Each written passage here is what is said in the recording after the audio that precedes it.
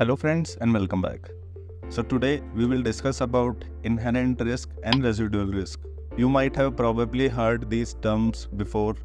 These are two types of risk which are important to consider while performing risk assessments. So without wasting any time, grab a notepad and let us understand more about inherent and residual risk and how they are different. What is inherent risk? Inherent risk exists when there are no internal controls in place.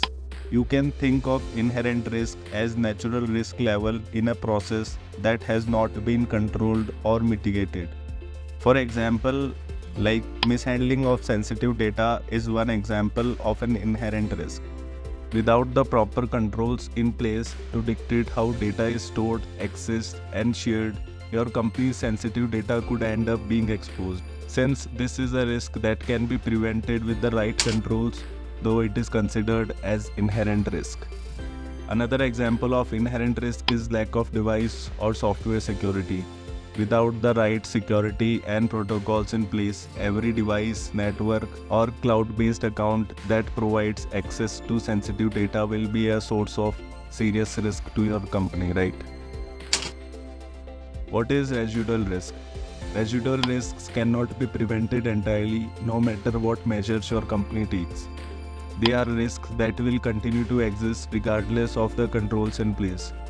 However, while you cannot entirely prevent residual risk, you can reduce the amount of risk they bring, right? Example of residual risk: cybersecurity threats such as data breaches are one common example of residual risk.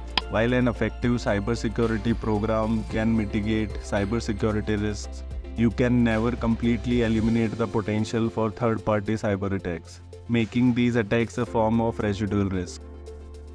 Another type of information security risk that constitutes a residual risk is internal data theft. While measures like thorough employee screening and segregation of duties can reduce this risk, it cannot be prevented entirely, right? So the risk which remains even after putting controls is residual risk. What is difference between inherent and residual risks? The primary difference between inherent and residual risk is whether or not you can eliminate the risk with the right controls. Inherent risk exists when no controls are in place, while residual risk is the risk that remains with all applicable controls in place. Let's take an example. Inherent risk, like mishandling sensitive data, can be prevented with controls like encryption and access restrictions, while residual risk, like the chances of data breaches, stays even with cybersecurity measures in place, but their impact can be reduced, right? Another example: think of risk in terms of lock on your office door. If the front door doesn't have a lock on it, you have an inherent risk of unauthorized individual entering your office. And you can resolve this inherent risk by putting a lock on the door. Even after putting a lock on the door, there is still a residual risk that those unauthorized individuals will enter your office by other means, like following someone or breaking the lock. You may choose to mitigate this residual risk with a receptionist who monitors and approves visitors, or by installing security cameras. These solutions help address the likelihood of a breach, but they don't completely remove the risk itself, right? How do you calculate inherent risk and residual risk? There are different steps. There are 5 steps to help you identify and mitigate your company's inherent and residual risk, which includes conducting a risk assessment. A risk assessment is a thorough analysis of your organization and its business processes to identify potential issues that could present a risk to your company. Analyzing how your data is stored, who has access to it, and how it is secured is one key pillar of a risk assessment. I have made a separate video on risk assessment and complete steps how to do it, which you can go and watch for better understanding. Creating a risk register. Risk register documents the details about the inherent and residual risk your company faces, along with the controls in place to prevent them. Ideally, risk register should also include information of each documented risk, liability, and potential impact, which brings us to the next step in the risk assessment process.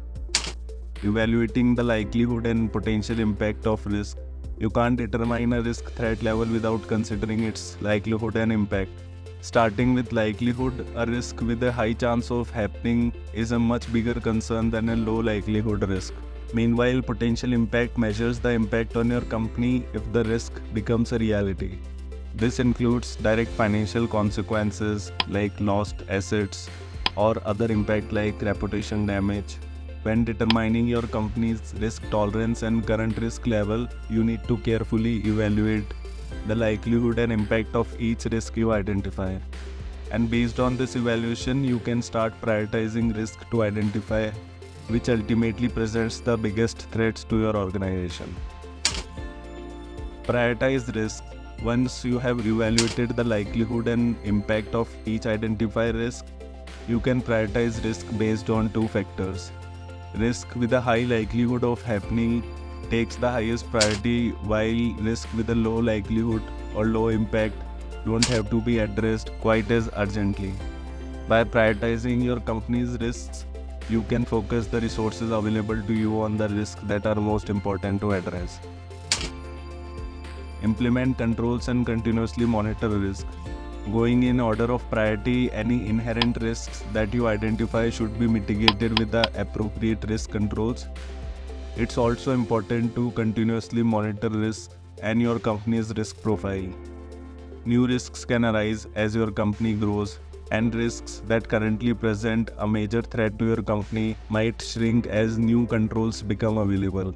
So it's a good idea to monitor risk continuously via routine risk assessments. Inherent and residual risk in third-party risk management.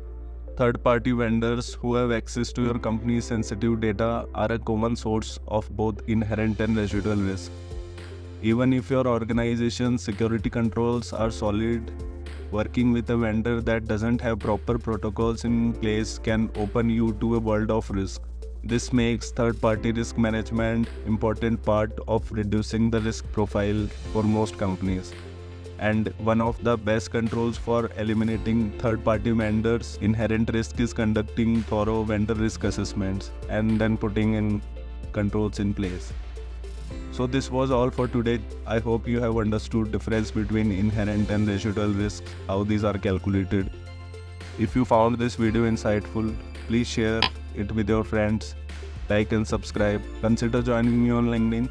Till then, take care. Bye-bye. See you soon with another topic, another video.